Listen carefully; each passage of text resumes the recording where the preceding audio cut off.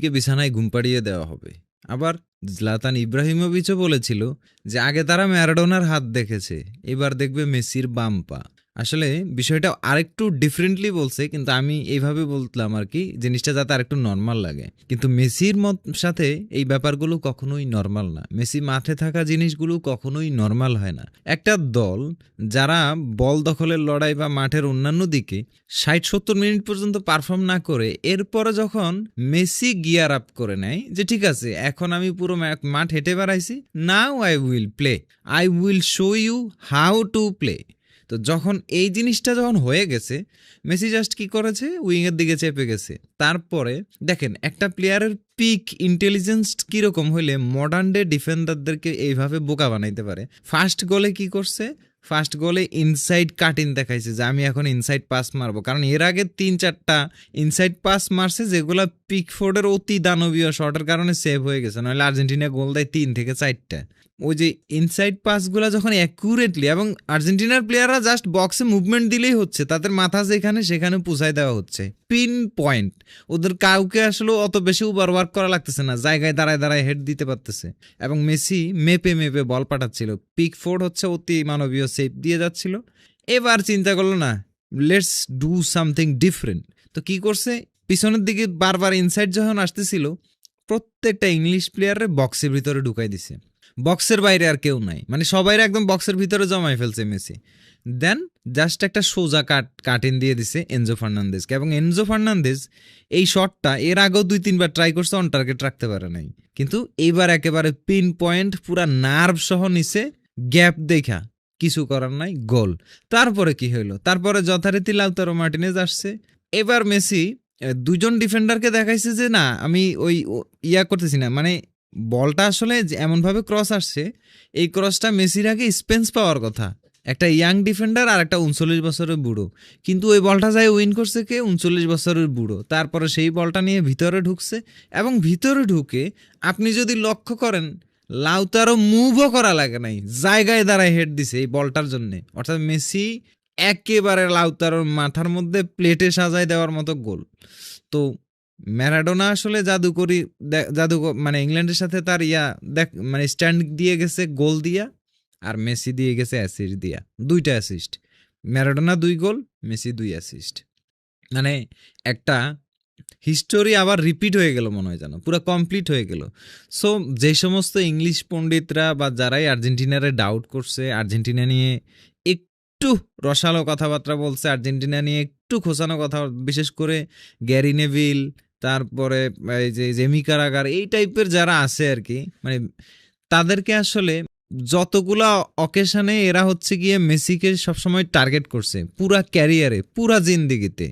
মানে এরা যতবার মেসিকে টার্গেট করছে, মেসিকে খোঁচায় কথা বলছে, প্রত্যেকবার মেসি এদেরকে মাঠে খেলে জবাব দিছে, মাঠে খেলে অপমান করছে। কথার জবাব কথায় দেয় নাই, কথার জবাব খেলা দিয়ে দিয়ে গেছে সারা জীবন, আজকেও তার ব্যতিক্রম হয় নাই। আর এই খেলাটা আসলে কোথায় ঘুরে গেছে জানেন, এই খেলাটা ঘুরে গেছে যখন ও মেসি গিয়ার আপ করেনি, মানে আস্তে আস্তে মেসি রিদমে আসছিল, ২-১টা ড্রিবল স্টার্ট করছিল, ফাউলের শিকার হয়েছিল, ফাউলের শিকার হওয়ার পরে বেলিংগাম মেসিকে অনেকগুলা জেস্চার দেখানো এবং বেশ কিছু কথা বলছিল।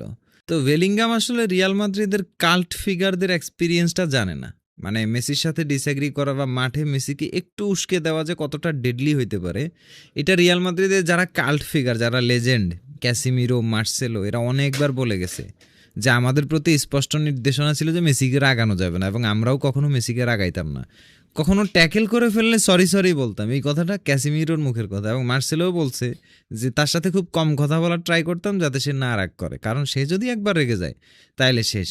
এটা মার্সেলোর ডায়ালগ ছিল। তো আসলে বেলিংগাম ভাবছে যে ৩৯ বছর বয়স হয়ে গেছে, এবারটা তো শেষ হয়ে গেছে, ইতিহাস একটা সুযোগ দিছে, এরা আটকায় দিলে আমাদের অনেক সুনাম হয়ে যাবে। তো এখানেই করছে ভুলটা, যে আন্ডার এস্টিমেট করছে।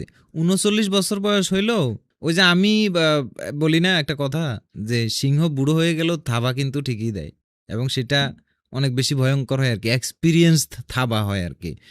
যে 2টা গোল হইছে, এই 2টা গোলের পুরা প্লে মেকিংটা মেসির এক্সপিরিয়েন্স দিয়ে আসছে। আর এই ওয়ার্ল্ড কাপের শুরু থেকে বলে আসছি, এইবারের মেসি একটু বেশি ডিফারেন্ট, বেশি এক্সপিরিয়েন্স এবং বেশি ম্যাচিউর, এবং সেই জিনিসটার কারণে 8 গোল এখন 4 অ্যাসিস্ট। আসলে গোল্ডেন বুট রেসে মেসি এখন লিডিং।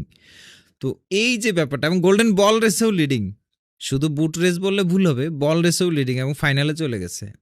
মানে বিশ্বকাপ শুরুতে আর্জেন্টিনা এবং স্পেনকে ফাইনালিস্ট ধরার আমার যেই ইয়াটা, ওই জিনিসটা আসলে মানে ওই জিনিসটার প্রতিদান মনে হয় মেসি স্টেপ বাই স্টেপ দিয়ে এ পর্যায়ে আসছে। কারণ 39 বছর বয়সে এভাবে পারফর্ম করতে আসলে আমি কখনো দেখিনি, এবং মনে হয় না বেঁচে থাকতে আর কাউকে এরকম পারফর্ম করতে দেখবো। এবং এটা ইম্পসিবল, নিয়ারলি মেসি হওয়া ইম্পসিবল। মেসি স্ট্যান্ডার্ডটা এত উপরে চলে গেছে এখন যে ওই জায়গা পর্যন্ত ছোঁয়ার স্বপ্নও এখন আর কোনো ফুটবলার দেখবে না। এই লিগাসিটাকে শুধু উপভোগ করবে আর সারা জীবন ভর স্টাডি করবে, প্রশংসা করার মতো হবে।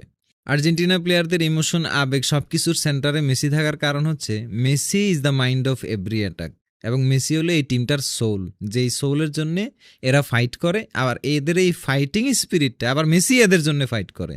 তো এদের এই ফাইটিং স্পিরিটটাই তাদেরকে আজকের ফাইনালে নিয়ে আসছে। আর এই জায়গায় আসার পরে অ্যাটলিস্ট ইজিলি ফাইনালটা ছেড়ে দেবে না। স্পেন যেরকম ডমিনেট করে ফ্রান্সের সাথে জিতছে, আর্জেন্টিনার সাথে জয়টা অতটাও সহজ হবে না, এবং there is a very good chance Argentina back to back world cup জিতে নিতে পারে।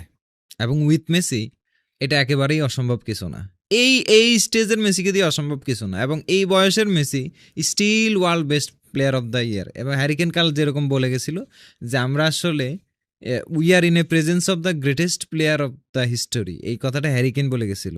একটা জিনিস চিন্তা করেন, হ্যারিকেনও একজন গ্রেট প্লেয়ার, এই জেনারেশনের একজন টপ স্ট্রাইকার। হ্যারিকেন হিউমিলিটি এবং রেসপেক্ট শো করে চলে গেছে। আর বেলিংগাম কি করলো, আমি আসলে as a fan, football fan, বেলিংগামের ডেডিকেশন, বেলিংগামের মানে খেলার প্রতি যেই প্যাশন, এই জিনিসটাকে অনেক ভালোবাসতাম, মানে অনেক পছন্দ করতাম। মানে বেলিংগাম সেই ইয়াটাকে, মানে ট্যালেন্টেড ইয়াং প্লেয়ার, এই জিনিসটাকে এরকম বাজেভাবে নষ্ট করবে। অনেকে বলছে যে হিট অফ দ্য মোমেন্টে এরকম হয়ে গেছে, কিন্তু হিট অফ দ্য মোমেন্টের পরেও তো সে হিউমিলিটি শো করতে পারতো ম্যাচ শেষে, কিন্তু সে ম্যাচ শেষে যায় আর্জেন্টাইন প্লেয়ারে থাপ্পড় দিয়ে আসছে। তো ব্যাপারটা হয়েছে এরকম যে হারও অনেক সময় মেনে নেওয়া শিখতে হয়, ইয়াঙ্গার প্লেয়ারদের জন্য এগুলা লেসন। আর তুমি যেন তেন কারো কাছে হারো নাই, তুমি হেরেছো এমন একজন প্লেয়ারের কাছে যে ইতিহাসের সেরা। সো তার কাছে হারাটাও অনেক সময় সম্মানের হয়ে ওঠে। সেখানে হিউমিলিটি এবং রেসপেক্টটা অনেক বেশি ম্যাটার করে। এখানে অনেক কিছু শেখার আছে। মেসি এবং মডরিচও মুখোমুখি হয়েছিল, সেই এনকাউন্টারটা সম্মানের ছিল। ফুটবল এমনই হওয়া উচিত যেখানে সম্মান থাকবে। আর লিওনেল মেসির বর্ণনা করতে গেলে আসলে ভাষা শেষ হয়ে যাবে, বিশেষণ খতম হয়ে যাবে, বলার মতো আর কিছুই থাকবে না। এই জার্নিতে আমি যে ধরেন একজন অ্যাক্সিডেন্টাল ফুটবল বিশ্লেষক হয়ে উঠছি, এটার কারণও মেসি। কারণ ওই যে একটা ভিডিও দিছি যে মেসি এই ওয়ার্ল্ড কাপে কেমন করতে পারে, দেখলাম যে এটা 2 মিলিয়ন ক্রস করে গেছে। দেন চিন্তা করলাম ঠিক আছে, যে জিনিসগুলা কাতার সহ অনেক আগে থেকে লিখে আসতেছি, ওই জিনিসগুলা ভিডিওতে দিয়ে দিই। সো এই ওয়ার্ল্ড কাপে মেসি আর্জেন্টিনাটা ফাইনালে তো তুলছেও, আমারে বানাইছে দ্য অ্যাক্সিডেন্টাল কন্টেন্ট।